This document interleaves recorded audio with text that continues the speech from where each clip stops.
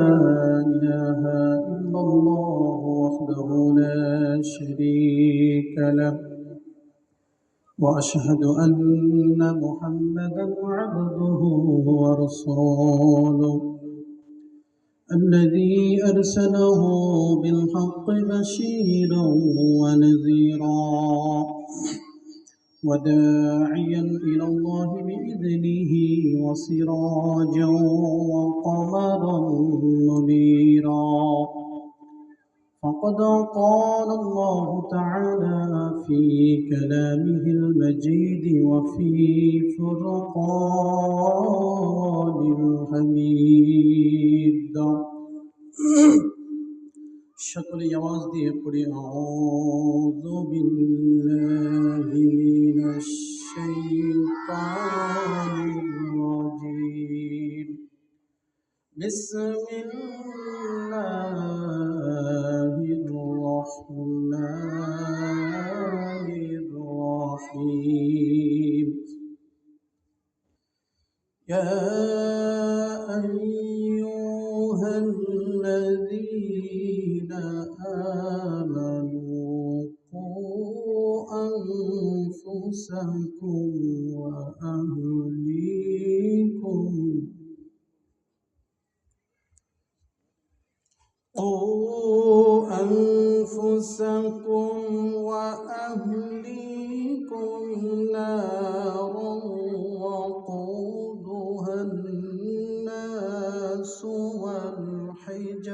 نارا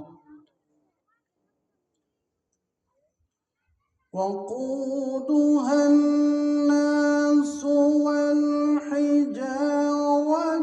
عليها ملائكة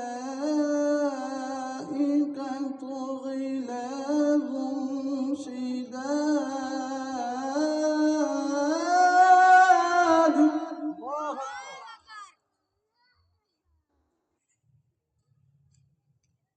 عليها ملائكة غلاظ شداد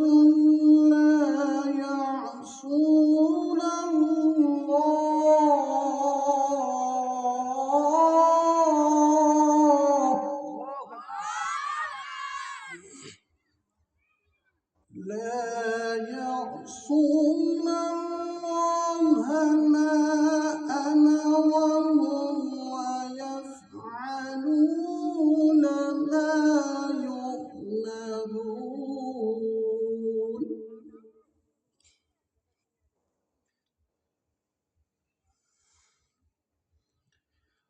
ما أمر الله ويفعلون ما يؤمرون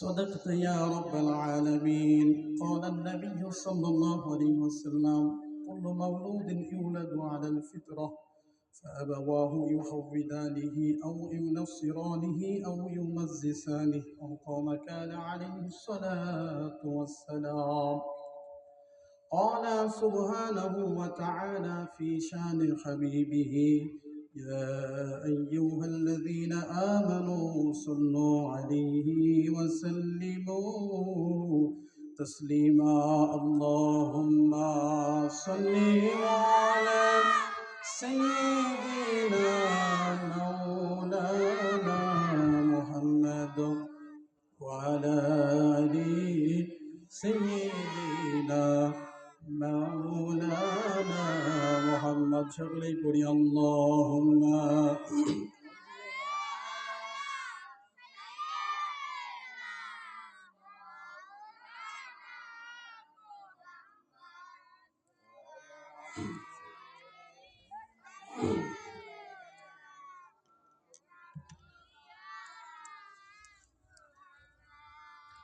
আমার একটা স্বপ্ন পূরণ করো ও গো দয়াময় তোমার পথে চলতে গিয়ে মরণ যেন হয় আমার একটা স্বপ্ন পূরণ করো ও গো দয়াময়, তোমার পথে চলতে গিয়ে মরণ যেন হয়। আমি অটল যেন থাকতে পারি কল কোরআনের সাথে, আমি ধৈর্য নিয়ে ডাকতে পারি দিন কায়েমের পথে। আমি অটল যেন থাকতে পারি আল কোরআনের সাথে, আমি ধৈর্য নিয়ে ডাকতে পারি দিন কায়েমের পথে। আমায় ধৈর্য দিও, সাহস দিও ও গো দয়াময়, তোমারই গান গাইতে গিয়ে না পাই যেন ভয়। আমার একটা স্বপ্ন পূরণ করো ও গো দয়াময়, তোমার পথে চলতে গিয়ে মরণ যেন হয়। আল্লাহুম্মা সাল্লি আলা সাইয়্যিদিনা মাওলানা মুহাম্মদ ওয়া আলা আলিহি।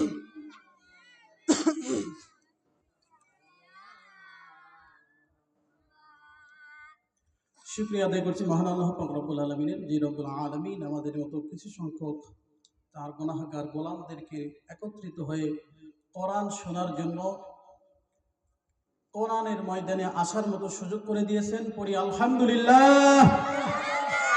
রব্বানা লাকাল হামদ হামদান কাসীরান তাইয়িবান মুবারাকান ফীহি।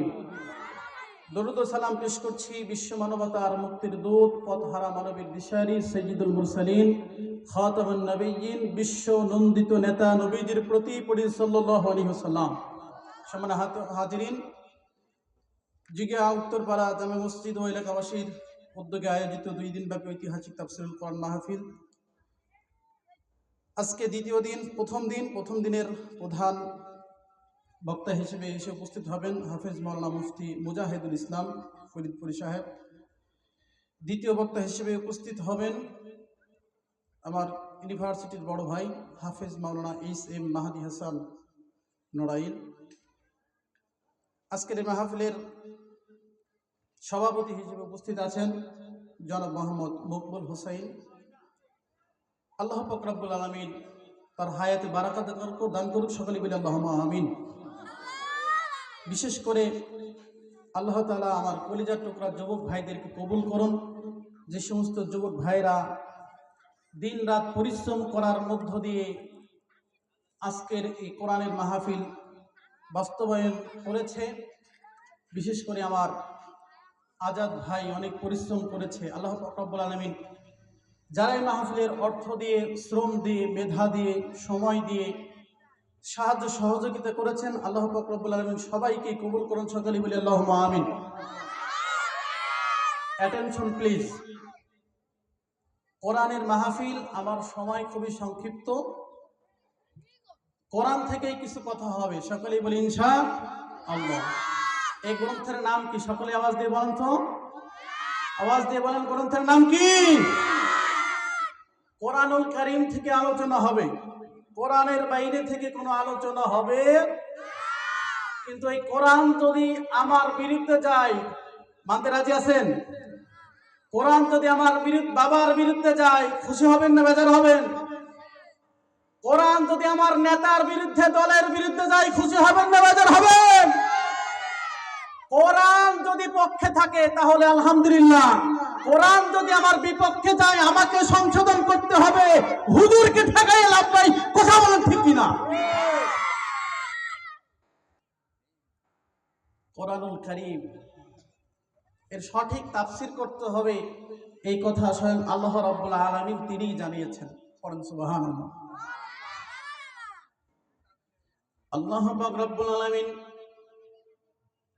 কোরআনুল কারীমের ভিতরে জানাচ্ছেন,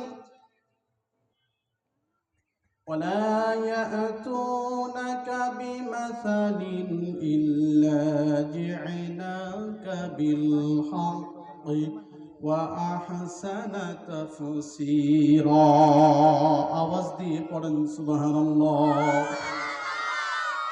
আল্লাহ পাক রব্বুল আলামিন আদি থেকে ১৫০০ বছর পূর্বে কোরআনুল কারীমের ভিতরে জানিয়ে দিয়েছেন, হে নবী, মানুষেরা যখন আপনি নবীর কাছে বিভিন্ন সমস্যা নিয়ে আসবে, প্রবলেম নিয়ে আসবে, ওগো নবী, আপনি মানুষদের সামনে কোরআনুল কারীমের সঠিক ব্যাখ্যা করে তার সমাধানগুলো দিয়ে দিবেন। পড়েন সুবহানাল্লাহ। নবীজির উপরে কোরআন যখন নাজিল হয়, নবীজির জন্মের পর থেকে তার সত্যবাদিতার কারণে, তার চরিত্রের কারণে যে সমস্ত মানুষেরা নবীজিকে মহব্বত করত, ভালোবাসত, কোরআন নাজিল হওয়ার পরে, কোরআনের দাওয়াত দেওয়ার পরে ওই সমস্ত মানুষেরা পর্যন্ত আল্লাহর নবীর বিরোধিতা করেছে। কথা বলেন ঠিক কিনা? কোরআনের আলোচনা সকলেই সহ্য করতে পারে না। আল্লাহ পাক রব্বুল আলামিন কোরআনুল কারীমের ভিতরে বলেন, وَنُنَزِّلُ مِنَ الْقُرْآنِ مَا هُوَ شِفَاءٌ وَرَحْمَةٌ لِّلْمُؤْمِنِينَ وَلَا يَزِيدُ الظَّالِمِينَ إِلَّا خَسَارًا। আল্লাহ পাক রব্বুল আলামিন বলেন, কোরআনুল কারীম আমি আল্লাহ তাআলা নাজিল করে দিয়েছি। এই কোরআনুল কারীম হলো মুমিন বান্দা যারা হবে তাদের জন্য রহমত এবং শেফা স্বরূপ। পড়েন সুবহানাল্লাহ। আর যারা জালেম হবে, অত্যাচারী হবে, এই জালেমদের জন্য কোরআন রহমত হবে না, শেফাও হবে না, বরং জালেমদেরকে আরো জুলুমি এবং শয়তানি কোরআন বৃদ্ধি করবে। বলেন নাউযুবিল্লাহ। আর ক্ষতি বৃদ্ধি করবে। এই জন্য যারা মুমিন বান্দা কোরআনের আলোচনায় তাদের কাজ হবে। কোরআনুল কারীমের শুরুতে আল্লাহ তাআলা আরো জানাইয়া দেন, যালিকাল কিতাবু লা রাইবা ফীহি হুদাল লিল মুত্তাকিন। আল্লাহ তাআলা বলতেছেন, এই যে কোরআনুল কারীম, এই কোরআনুল কারীমের ভিতরে কোনো সন্দেহ নাই। আর এই কোরআনুল কারীম হেদায়েত দিবে যারা মুত্তাকিন। পড়েন সুবহানাল্লাহ। যারা মুত্তাকিন, আল্লাহকে ভয় করবে, খোদার ভীতি যাদের মধ্যে আছে, তাদেরকে কোরআনুল কারীম হেদায়েত দিবে। পড়েন সুবহানাল্লাহ। আর আল্লাহর প্রতি যাদের ভয় নাই, এদেরকে কোরআন হেদায়েত দিবে না, তারা কোরআন থেকে হেদায়েত পাবে না। তার কারণ এই কোরআনের দাওয়াত আল্লাহ পাক রব্বুল আলামিন নবীজির উপরে যখন কোরআন নাজিল করেন, আল্লাহ তাআলা শুরুতেই নবীজিকে জানিয়েছিলেন, ওয়া আনজির আশিরাতাকাল আকরাবিন, হে নবী, আপনার নিকট আত্মীয় যারা আছে এদেরকে আগে সতর্ক করেন। তো আল্লাহর নবী যখন তার নিকট আত্মীয়দের কাছে কোরআনুল কারীমের দাওয়াত পেশ করা শুরু করলেন, সাফা মারওয়া পাহাড়ের উপরে দাঁড়িয়ে আল্লাহর নবী সাল্লাল্লাহু আলাইহি ওয়াসাল্লাম তার বংশের সমস্ত মানুষগুলিকে একত্রিত করে আল্লাহর নবী সাল্লাল্লাহু আলাইহি ওয়াসাল্লাম তাদেরকে ডাক দিয়ে বললেন, ও আমার কওমেরা, ও আমার আত্মীয় স্বজনেরা, তোমাদেরকে আমি জানাইতে চাই, আমি যদি তোমাদেরকে এখন বলি এই পাহাড়ের অপর পাশে একদল শত্রু বাহিনী অস্ত্র শস্ত্র নিয়ে সজ্জিত রয়েছে, তোমাদের উপরে আক্রমণ করবে, তোমরা কি আমার কথা মেনে নিবে, বিশ্বাস করবে? আল্লাহর নবীর কওমের লোকেরা বলেছিল, অবশ্যই আমরা বিশ্বাস করব, তার কারণ তুমি হলে আল আমিন, তুমি কখনো মিথ্যা কথা বলো নাই, অবশ্যই তোমার কথা বিশ্বাস করব। আল্লাহর নবী সাল্লাল্লাহু আলাইহি ওয়াসাল্লাম তার কওমদেরকে ডেকে বললেন, ও আমার কওমেরা, আমি তোমাদেরকে ওই দিনের দাওয়াত দিচ্ছি, ওই দিনকে ভয়ের কথা বলতেছি, যেই দিন আমাদের এই দুনিয়ার জীবন শেষ হয়ে যাবে, তারপরে আল্লাহ পাক রব্বুল আলামিন আবার আমাদেরকে উঠাবেন। ওই দিন আল্লাহ তাআলার কাছে দণ্ডায়মান হয়ে আমাদের জীবনের সমস্ত হিসাব নিকাশগুলো দেওয়া লাগবে। ওই দিন যদি জীবনে নেক আমল না থাকে, আল্লাহ তাআলাকে রব হিসেবে মেনে না নাও, তাহলে তোমাদেরকে জাহান্নামের অধিবাসী হওয়া লাগবে। কোরআনুল কারীমের দাওয়াত দিলেন, পরকালীন দাওয়াত দিলেন, রবের দাওয়াত দিলেন। রবের দাওয়াত দেওয়ার সাথে সাথে আল্লাহর নবীজির চাচা আবু লাহাব সাথে সাথে আল্লাহর নবীজিকে ডাক দিয়ে বলল, তাব্বাল্লাকা ইয়া মুহাম্মদ আলি হাযা জামাআতানা, হে মুহাম্মদ তুমি ধ্বংস হয়ে যাও, তুমি শেষ হয়ে যাও, এই কথা বলার জন্যই কি তুমি আমাদেরকে এখানে একত্রিত করেছো? কোরআনের দাওয়াত দেওয়ার পূর্বে যেই নবীজি তার কওমের কাছে, বংশের কাছে, বিশ্বের কাছে আল আমিন হিসেবে পরিচিত ছিলেন, ওই নবীজি যখন কোরআনুল কারীমের দাওয়াত দিয়েছেন, ইসলামের দাওয়াত দিয়েছেন, পরকালীন কথা বলেছেন, রব হিসেবে আল্লাহকে মেনে নেওয়ার কথা বলেছেন, তখনই তার কওমেরা বিরোধিতা করেছে। আমাদের সমাজেও এক শ্রেণীর মানুষের এমন থাকবে, এক শ্রেণীর গোষ্ঠী এমন থাকবে যারা কোরআনুল কারীমের ভালো ভালো কথাগুলো মানবে, নরম নরম কথাগুলো মানবে, আর কোরআনুল কারীমের সত্য কথাগুলোকে তারা অ্যাভয়েড করবে, সত্য কথাগুলোকে অ্যাভয়েড করবে। তারা বলবে কোরআনের নামাজের কথা আছে, নামাজ আমরা পড়ব, রোজার কথা আছে, রোজা আমরা পালন করব, কোরআনে এরকম ভাবে সঠিক কথা বলতে বলা হয়েছে, এইটা আমরা মেনে চলবো। কোরআনুল কারীমের ভিতরে আল্লাহ পাক রব্বুল আলামিন আল্লাহর জমিনে আল্লাহর দ্বীনকে প্রতিষ্ঠিত করার কথা বলেছেন, এইটা আমরা মানতে পারবো না, এমন এক শ্রেণীর লোক আছে না নাই? প্রিয় হাজিরিন, খেয়াল করুন, কোরআন কেন মানতে হবে? উইদাউট কোরআন, কোরআন ব্যতীত পৃথিবীর জমিনে শান্তি প্রতিষ্ঠিত হতে পারে না। নিজের ব্যক্তিগত জীবন, পারিবারিক জীবন, সামাজিক জীবন, অর্থনৈতিক জীবন, রাজনৈতিক জীবন, আন্তর্জাতিক জীবন পর্যন্ত কোরআনুল কারীমের আইন যদি না মানা হয়, কোরআনের বিধান অনুযায়ী যদি পরিচালিত করা না হয়, কখনোই সারা পৃথিবীতে শান্তি প্রতিষ্ঠা করা সম্ভব নয়। খেয়াল করুন, আল্লামা দিলওয়ার হুসাইন সাইদি সাহেব তিনি তার আলোচনার ভিতরে একটা উদাহরণ দিতেন। তিনি এরকম ভাবে তিনি বলতেন, একটুখানি খেয়াল করেন, অ্যাটেনশন প্লিজ। সাইদি সাহেব তিনি একটা উদাহরণ দিয়ে কথা বলতেন। এক বাড়িতে আগুন লেগেছে। কি লেগেছে? কথা বলেন। আগুন লেগেছে। এখন বাড়িওয়ালা বলতেছে, আপনারা যে যা কিছু পারেন তাহা দিয়ে সাহায্য করেন। রাস্তার পাশ দিয়ে একজন ব্যক্তি যাচ্ছিলেন, তার কাছে ছিল 2 কন্টেইনার কেরোসিন তেল। ওনার কানের ভিতরে গেছে, যে যাহা দিয়ে পারেন সাহায্য করেন। তো তার কাছে তেল ছাড়া আর কিছু নাই। এখন আগুন নিভানোর জন্য আল্লাহর নাম নিয়ে মনে করেন আগুনের ভিতরে কেরোসিন তেল দিয়ে দিয়েছে। আগুন আরো বেশি জ্বলবে না নিভে যাবে? কথা বলেন। আবার বলতেছেন, আহারে আমার ঘর বাড়ি পড়ে গেল, যে যাহা পারেন তাহা দিয়ে সাহায্য করেন। একজন যাচ্ছিলেন রাস্তায় দিয়ে, তার কাছে ছিল শুকনা খড়ি। সে চিন্তা করলো, সাহায্য করার মতো আমার কাছে কিছু নাই, শুকনা খড়ি আগুনের উপরে দিয়ে দিয়েছে, আগুন তো নিভে যাবে নাকি? মনে করেন আরেকজনের কাছে ছিল এরকম ভাবে 2 কন্টেইনার পেট্রোল। সে বিসমিল্লাহির রহমানির রহিম বলে আগুনের ভিতরে আগুন নিভে যাওয়ার নিয়াতে পেট্রোল দিয়ে দিয়েছে। আগুন তো মনে হয় এবার নিভবে নাকি? আগুন নিভবে না, আগুন বাড়বে। অনুরূপ ভাবে সারা পৃথিবীর জমিনে যেইভাবে অশান্তির দাবানল দাউ দাউ করে জ্বলতেছে, এই মানব তৈরি আইনের কারণে কোন মানব তৈরি আইন লাগবে না। নিজের পরিবার থেকে, রান্নাঘর থেকে শুরু করে নিয়ে সংসদ পর্যন্ত যদি কোরআনের আইন বাস্তবায়ন করা হয়, আগুন নিভবে না, সাথে সাথে সারা পৃথিবীর জমিনে শান্তি প্রতিষ্ঠিত হয়ে যাবে। কোনো ঠিক কিনা?